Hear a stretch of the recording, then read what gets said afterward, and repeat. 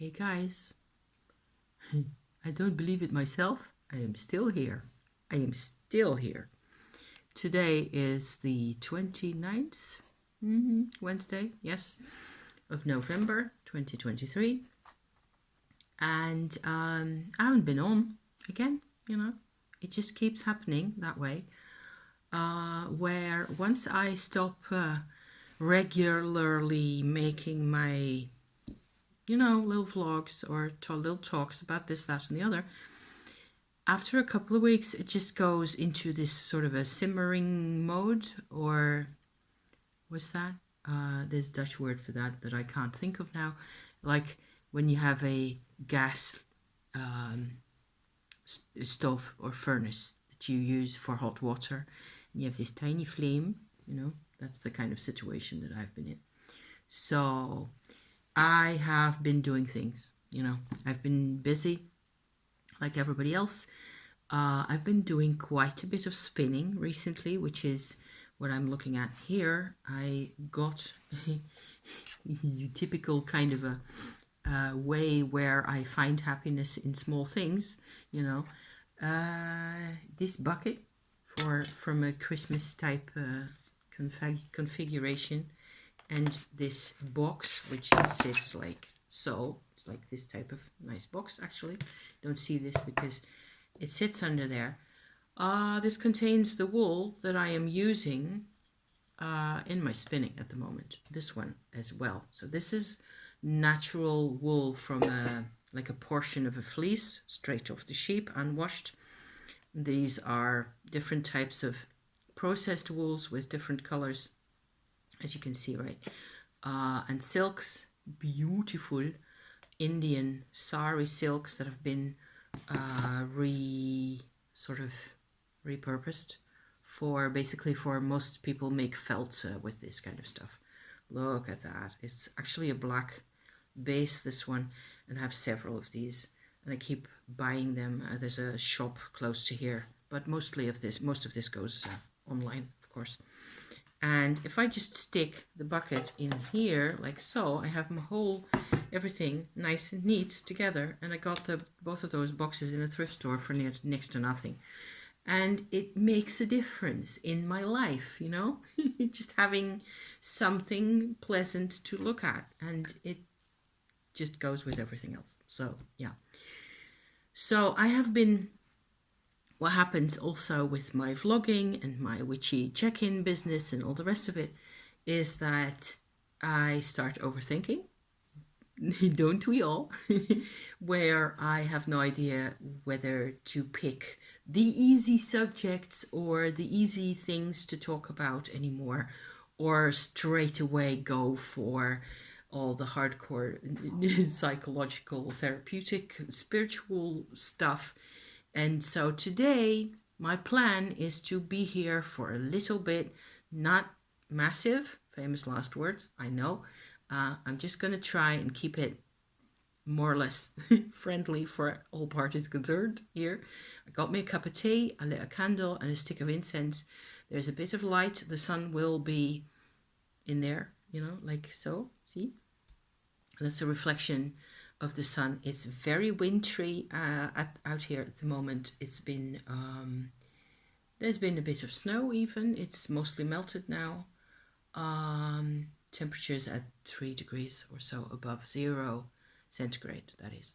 So the last couple of things that I've been talking about fairly consistently, I think, have been tarot, decks and cards and bits and pieces, and spreads. I have done a session where I spent, I think, 20 days or so with prompts from a witchy house spread, which I found online, and it was really very comforting and generally instructive and enlightening, and in all sorts of ways really a very pleasant experience to be continually over a number of days paying attention to these kinds of things, and to the spread questions, and then using different decks and so on and so forth. And I found I actually got way more out of that, out of the, if you want to know what the Witchy House spread is, I refer you back to that particular video. It's in, it's in my channel. It's just a couple of sessions back. So it's maybe a month ago now, or maybe a bit more. It was in October that I did most of that. So really surprised by how much I picked up, how much newfound affection for my decks I am capable of.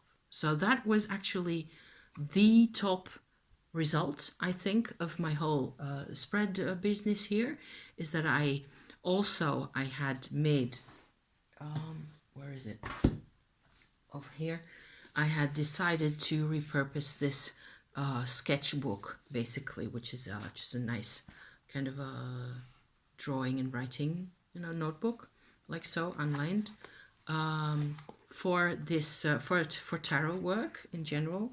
So you get these kinds of scenarios with all sorts of colors. These are actually my meta results of doing however many days it was, of 20 days or so, of the Witchy House spread questions. And each time before this, so I chose to, instead of, you could do the whole Witchy House in one go just as easily, with one card for each position and be done with that. This is fine. I chose to really, make a whole spiel out of it, turn it into a whole situation, because the questions, even though they can be seen as or viewed as really simple, fairly, what is my helper, those kinds of situations, or what am I not seeing, or how am I, whatever else, the typical, what is deadwood? I remember having a whole struggle with the deadwood questions in the spread. There were 2 of those, I think, and it became a whole thing where I just had to,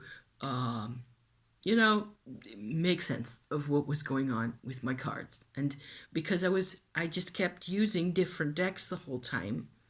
How many decks did I use in total? Can I still see that easily here?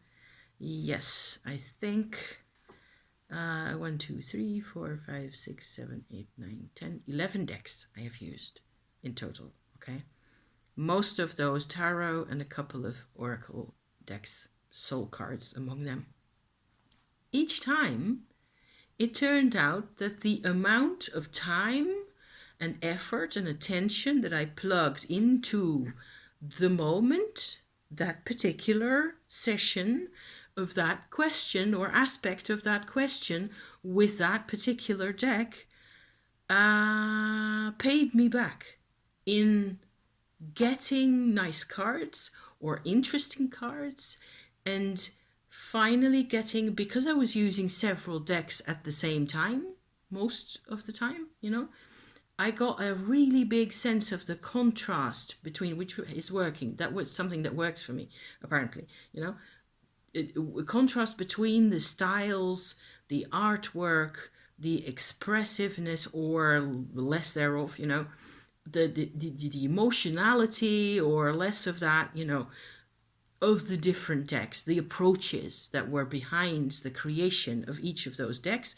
I suddenly got a much more of a sense of that, a 3D sort of a perception and a felt experience, really, especially with the soul cards. I have used, so recently, this is all the sort of a recapitulation of what the Witchy House spread was like at the time. I thought it was really valuable to actually go for the multi-leveled thing with the several decks each day.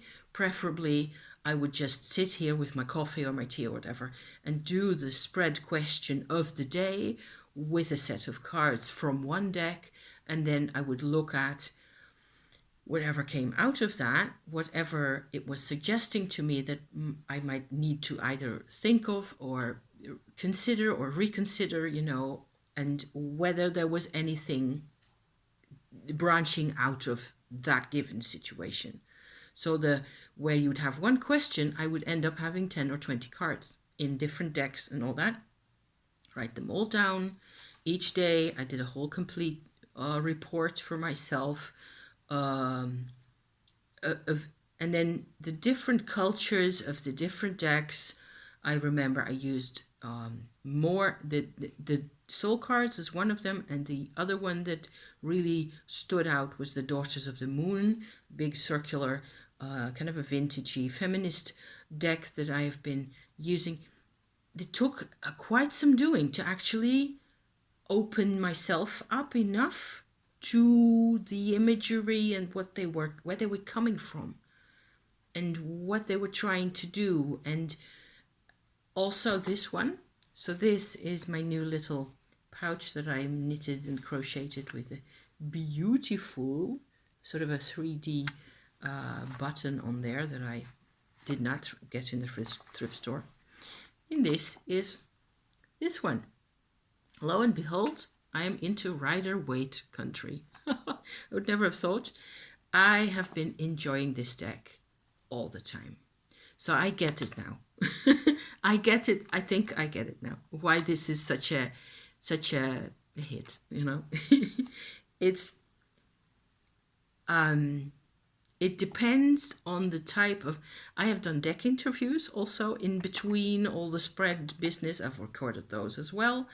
Each time I did a very simple basic type of deck interview where it is mostly what do you bring me, what do I need to bring to you, what are your strengths, what do I need to be aware of, something like that, you know, a couple of very simple questions. And then you pull cards for each of those and you sort of get a notion of where it is trying to take you, where this one, as opposed to a Daughters of the Moon or a Ghost Tarot or a Tarot Musha or whatever, whichever else, you know, what they're doing. They really are quite different. It's not all about the Halloween tarot. I've used a Great Effect, which is another one I really like. So, and we were in the pre-Halloween stage of things. So yeah, so that was all great fun. I made this also in order to be able to bring this out of the house easily and to be able to, you know, have them in a cozy and comfy nice little pouch. It has this decorative tree symbol that is upside down, which of course don't want to show its face now. Can you see that? It has a tree right there. So yeah, should hold it right here, or we should go like this and you can see the tree. Maybe, I don't know. I don't see this now because of my glasses, because they are long distance glasses. Yeah, so spinning, knitting, crochet, wonderful.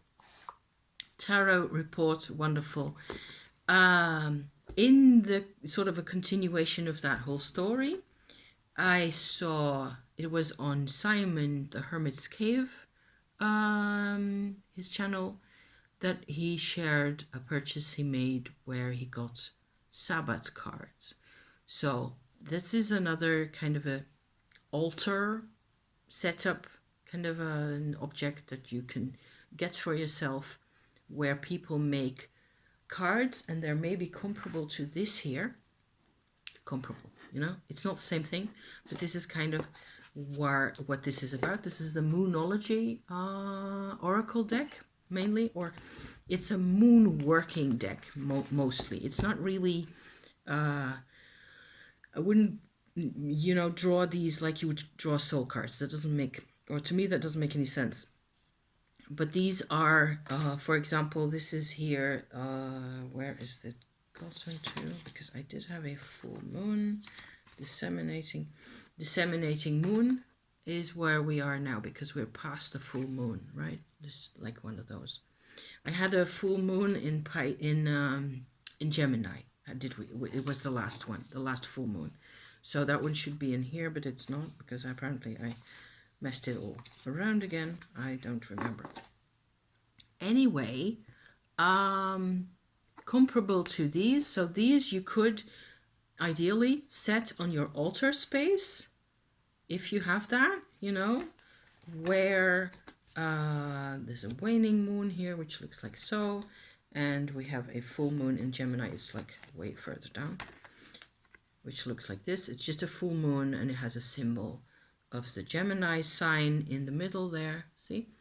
So that's the idea. Then you get a full moon in Cancer is going to be the next full moon, right? In December, pretty soon, in no, rather more like the 20th or thereabouts, there's going to be the next full moon in Cancer.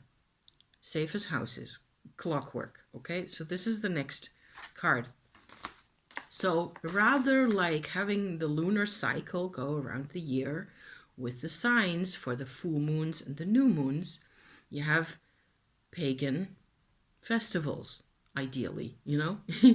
People celebrate, people sort of notice and pay attention, which is why they have these cards as well, or different cards in the same type of system, where you want to be able to remind yourself visually by having a card next to your god of goddess figure or your incense holder or whatever it is, you know, on your altar space, to remind you of the moon bit that you're on at the time.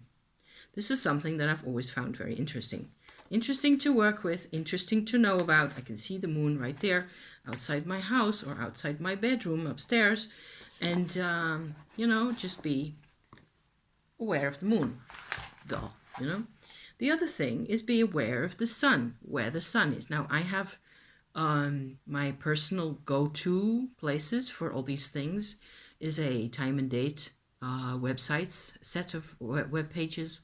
Very easy. It's just links on my dash on my phone where I can go to find whether it's the full moon tonight or tomorrow night or whatever's happening, or at 10:30 in the morning. Like last Monday, it was 10:15 in the morning, and they give you exactly the data. They also have the same kind of page for the sun, which is useful for in the Netherlands where I am myself. It's quite useful to have that information, to especially for me, and this is where it gets kind of more crafty and interesting again, probably, hopefully, you know, because I made a thing which I have wanted all my life.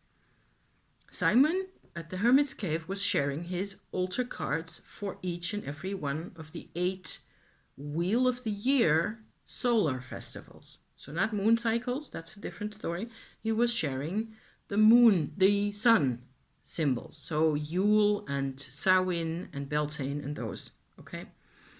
I was nearly tempted to go and get them myself, those kinds of cards, because I've always felt, and especially in November, okay, this is a time of month where I get sort of, like lots of people, it's not really winter depression. I need to make sure I get out enough and, you know, have enough exercise. I need to make sure I have a candle on in my house if it's dark inside, which tends to happen quite a lot of the time. Now it's colder weather. We have clearer weather as well. So the sun is actually right there. But for 3 or 4 weeks or so, it just has been lead, gray, cloudy. And then it's like, there's not so much daylight in here. So if that can sort of get to you, you can get winter depression. Lots of people actually have winter depression, especially in this month. And then depending on whether you enjoy Christmas and all that or not, maybe a bit less so during that time of the year. And then January, February, I know there's also lots of people. It depends for me very much on whatever else is going on in my life, how fit I feel, whether I'm, you know, how I am mental health wise dealing with things, whether it's a problem. But the whole pagan calendar thing reminded me again of this system I have been trying to figure out for myself, how I could make a calendar wheel with the symbols and the sun and the moon and everything else. And here it is. Long story short, this is my calendar wheel, guys. I'm going to pull you in a bit closer so I can point at the things and the thing will focus, okay? You will see, obviously, the symbols of the zodiac going like this all around. Aries, Taurus, Gemini, Cancer, Leo, and so on, all around in the blue sky. So that is just a rectangle And the next wheel in is the brown wheel, this one.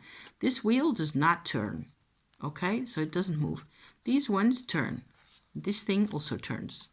So this is my genius system now for keeping track of both the, sun festivals. So midwinter, the solstice, right there at the top. I didn't even choose to put it there. I just went ahead and put it there. So the summer solstice is down here. These symbols I found on the internet. They're sort of classical. Apparently, I haven't been able to find the origin for those symbols yet.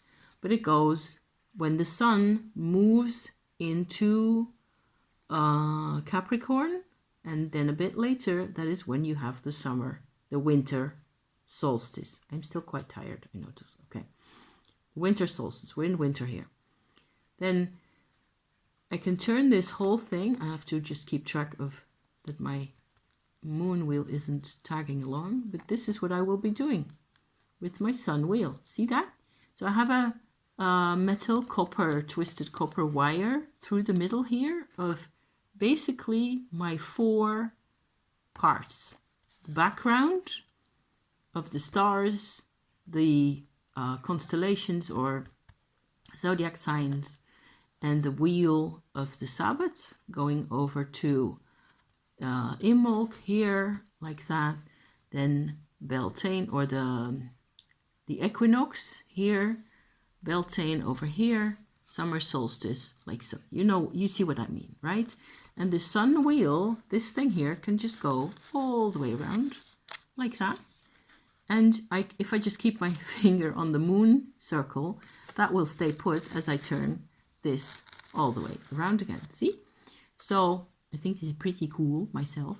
This is my wheel that will show the position of the full moon. So the last full moon was in Gemini. And probably at the time of the new moon, so in like a week and a half or so, I will just move this over where the white circle, like that, goes to Cancer. See? But this sort of a snaky arrow, or what's that? A hand of a clock, basically, if you like, moves again independently, and it shows where the moon is now. So the full moon recently was in Gemini, and that is 2 days ago. So the moon is probably, did I see it going? I think I saw this morning that it had just gone into Cancer. So it'll be around here now. And this is more or less the current situation. And with these 3 circles, the fixed one, the sun circle, and the full moon circle, plus the hand of the dial for the exact moon situation at the moment, I can actually keep track, sort of. It doesn't have to, for me, it doesn't have to be precise. I don't need degrees in there. I can see all that on my internet, But I keep this close now. I actually got me a bag. It's a rice bag from an Indian supermarket that I visited last week. And these are the types of things that are going on at the moment. I just buy me a bag of 1 kilo of rice, and this fits like a glove.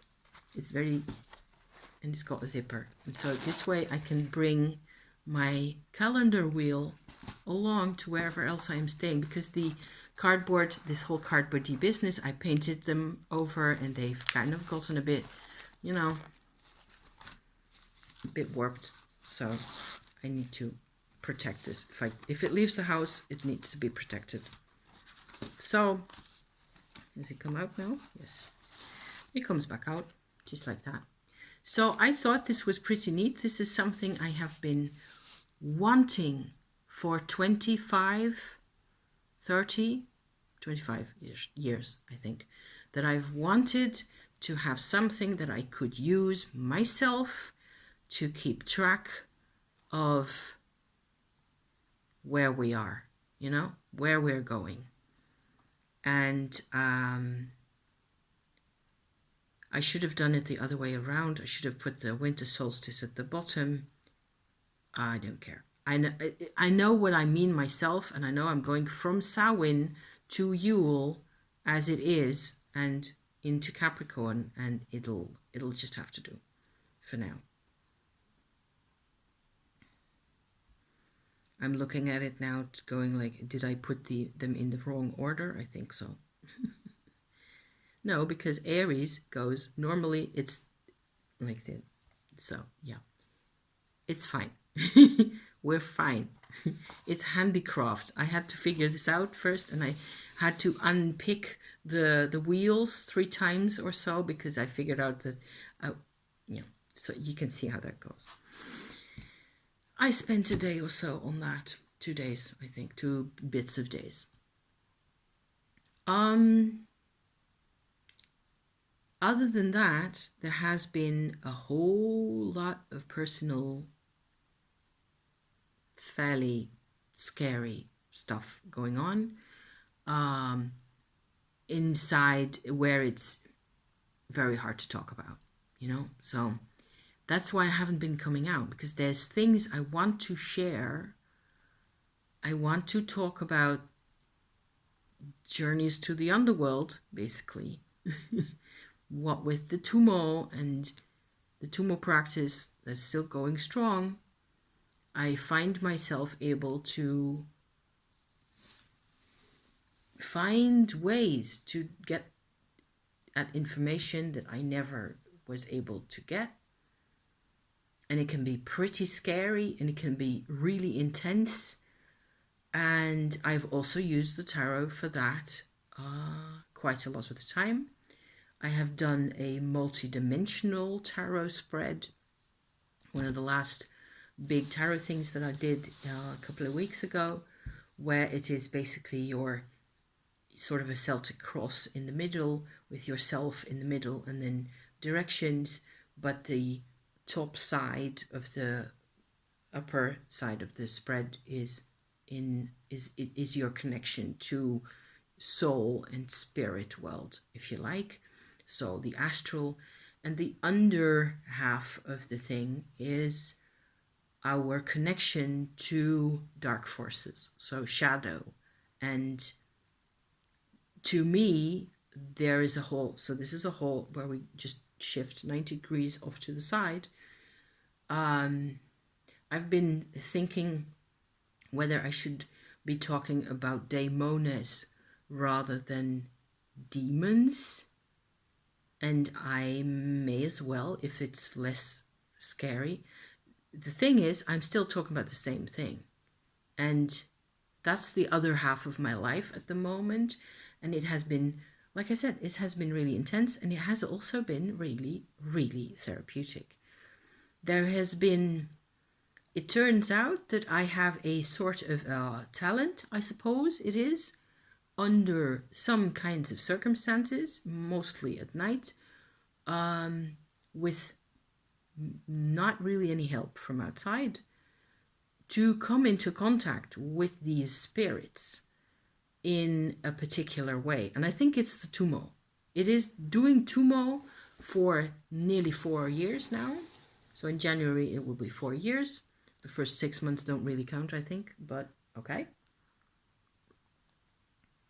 It was still important because I had to completely figure this out for myself. I have, since the month of May or so this year, been using daimones, let's say, spirits, dark spirits, okay, to on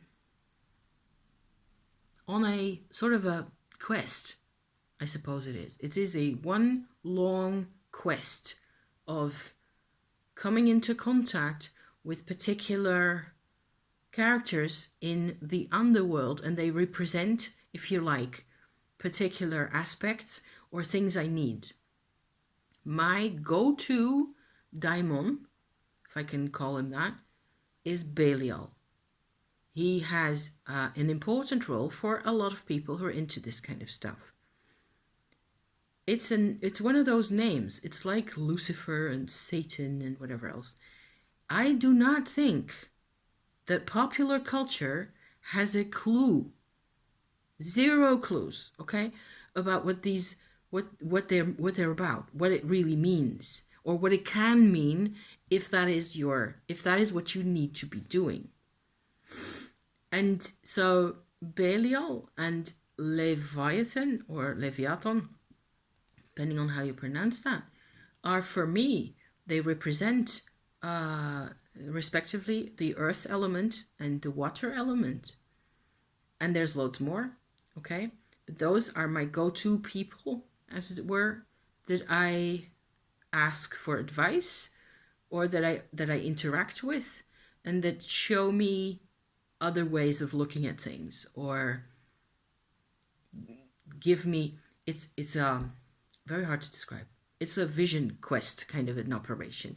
This happens to me once a week or once every 10 days or so. I have an episode, so to speak. I get into a particular pattern for a day or so where I need to get something sorted out, a particular question. And often I do not know what that question is beforehand. I just go to see Belial in his space where he is. And it's part of what I by now call the underworld. And most of the time, the contact with Belial himself is completely peaceful and restful, relaxing, and it has everything to do. I learned a great deal about trust and surrender and letting things happen, and also about compassion and understanding that things are not always easy.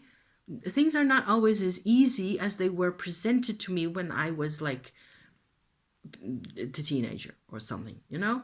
When I was brought up with the ideas that you needed to always conform to certain rules, and then everything would be okay in your life. And if there's one thing I found, a certain amount of personal or mental discipline is crucial in life, for sure. And I would not be here without that, to the extent that I have any of those. But mental discipline, or a desire for clarity and those kinds of things, that is really, really important, which is why in my tarot spread I have a clarity side of things. But you cannot have a clarity side of things without a darkness side of things, is my philosophy these days, most of the time. So, from Belial, I then get into contact with other forces, and each time it's like, who are you? And why are you here? And what is happening? And then things start happening to me that I can feel and that are really hard to describe. They're actually kind of impossible to describe. And it has been, because of the Tumo practice, so the Kundalini Yoga practice that I've been doing for those nearly 4 years that I said earlier, I have mostly, a lot of the time, I have a lot of stored energy in my person, both physically and,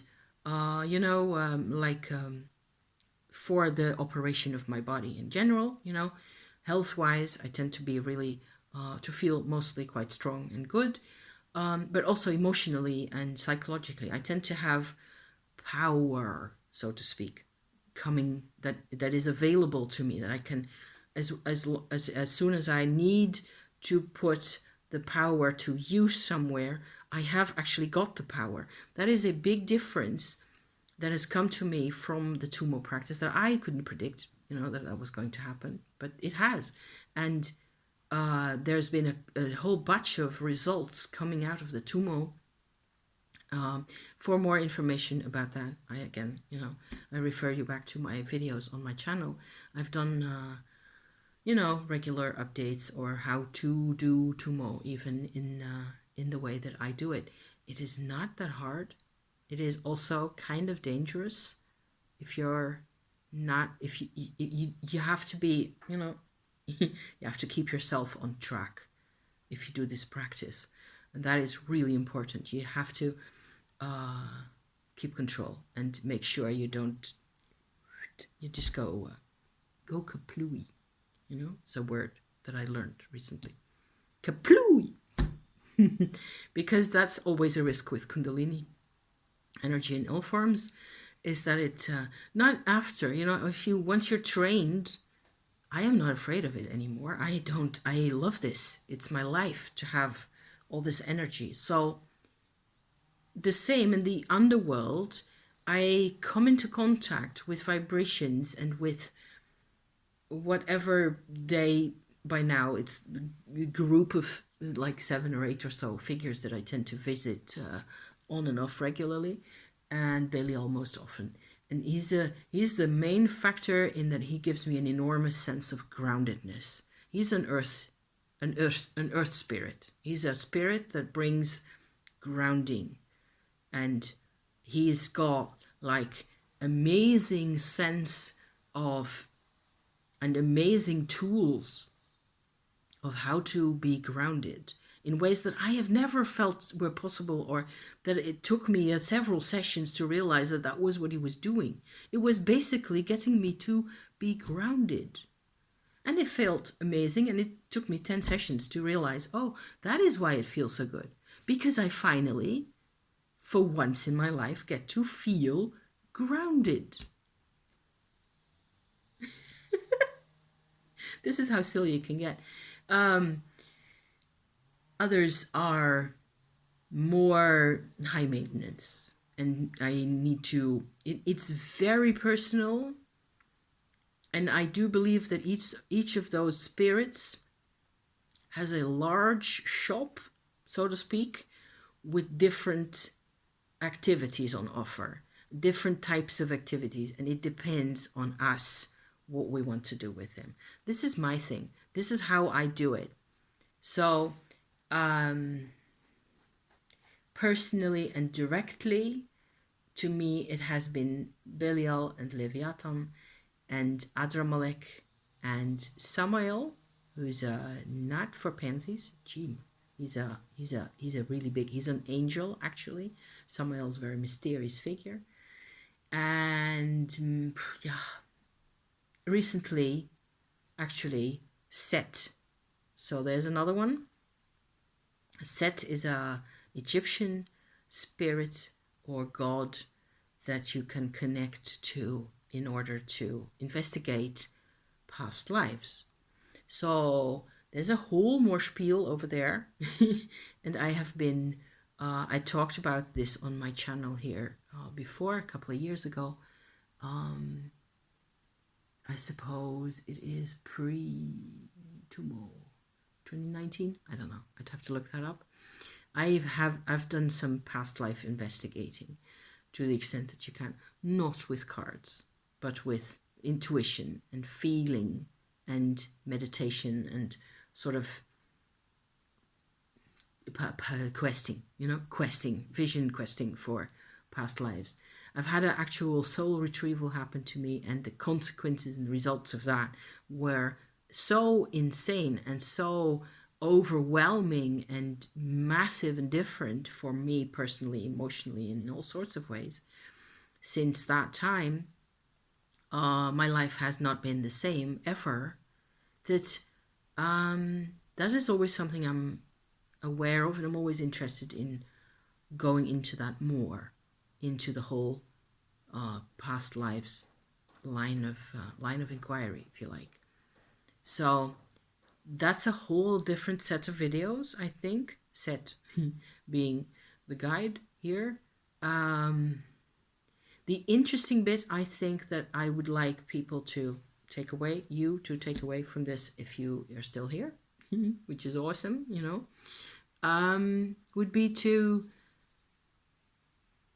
open your mind, broaden your mind, like Trelawney says, broaden your gaze, That's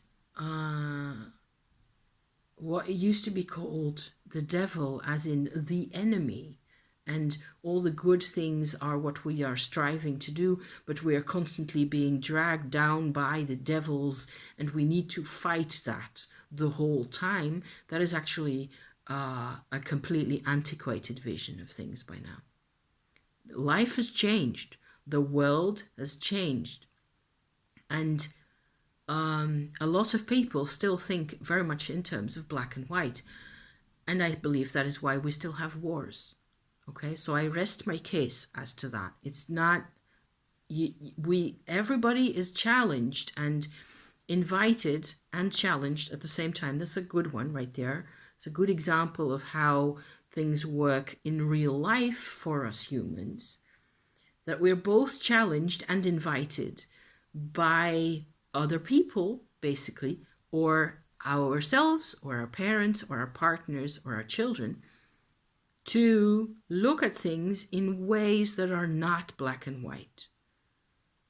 In such a way that you do not lose track of who you are, or gain back on track who you really are, and can be the best person that you need to be. That's what I'm working on anyway. So, long story short, it becomes a bit more difficult, but also possible to talk about these things nowadays. So yay me, I'm happy with that. Thank you for, watching me talk, listening to me talk about this for a bit. It will depend a bit on how things go in the future. Also with YouTube, who cares whether I'm on YouTube or not? I care. I kind of care about YouTube because I also have things I can talk about on YouTube that not a lot of people talk about, like the Tumo, for example. But the Tumo nowadays has become inextricably intertwined with the whole daimones business in the underworld and all the emotional bringing to the surface of whatever is there, whether it's an invitation or a challenge, depends on the moment. Can change anytime. Some things are just too tough. But then again, if one trains oneself, if I have trained myself in having this level of courage inside, I'm surprised myself, but there are things that become impossible. And I've talked about some of them. Some of them are to do with past lives, but other things have to do also with my husband's, physical health recently. There's so much going on, and I have a place to talk about it. Okay, so that's right here. I'm going to say goodbye now. I'm going to finish my tea, and then probably I have an hour left to go type an email to my old uncle who also needs a message from me. Okay, thank you for watching, and keep stay hopeful. There's always a next Beltane. There's always a next springtime, which is what the calendar thing is for. So yeah, thank you, my dears. See you next time. Okay, bye for now.